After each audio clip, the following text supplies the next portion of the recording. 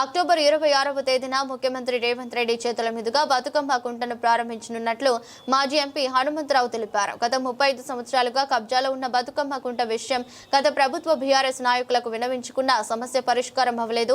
కానీ ముఖ్యమంత్రి రేవంత్ రెడ్డికు చెప్పిన 5 నెలల్లో బతుకమ్మ కుంటను మరో ట్యాంక్ బండ్గా తీర్చిదిద్దారు.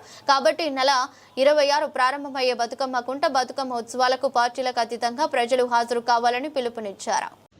కేసీఆర్ కలిశాను, కవిత అందరు చెప్పిన ఎవరు చేయలే. కానీ రేవంత్ రెడ్డి గారు చెప్పంగానే 5 నెలల లోపట తయారైపోయింది. రేపు జరగబోయే ఇదే ఫ్రైడే రోజు సాయంత్రం 6 గంటలకు ఆయన వస్తాడు. 5 గంటల వరకు అందరు రావాలి, బతుకమ్మ తీసుకొని రావాలి, అందరూ ఆడాలి.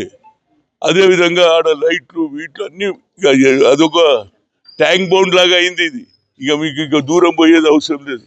ఈడనే రావాలి, రేపు వచ్చేదానికి అందరు వచ్చి జయప్రదం చేయాలి. ఎందుకంటే రాజకీయాలకు అతీతంగా అన్ని పార్టీలను ఇంట్లో రాజకీయం లేదు రా భయ్. బీజేపీ కానీ, బీఆర్ఎస్ కానీ, సిపిఐ కానీ, సిపిఎం కానీ అందరూ చెరువు అనేది బతుకమ్మకుంటాను అందరిది. అందరు రావాలి, తప్పనిసరిగా దీన్ని జయప్రదం చేయాలని ముఖ్యంగా ముఖ్యమంత్రి వారికి నా హృదయపూర్వక ధన్యవాదాలు.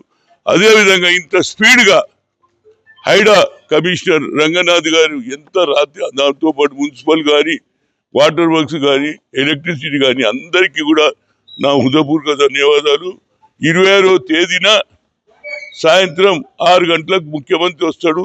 అందరు మా తల్లులు, మా అక్కలు అందరూ 5 గంటల వరకు అందరు రావాలి. బతుకమ్మ కుంట దగ్గర బతుకమ్మ ఆడాలి. ముఖ్యమంత్రి సందేశం కూడా వినాలని పాదయాత్ర చేస్తున్నాం. మీ అందరూ వస్తే ఆయన కూడా సంతోషపడే.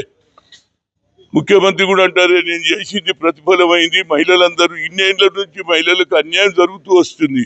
ఆ మహిళల గురించి ఆయన చేసినందుకు మహిళల తరఫున వారి ముఖ్యమంత్రి గారికి, అదేవిధంగా రంగనాథ్ గారికి నా హృదయపూర్వక ధన్యవాదాలు.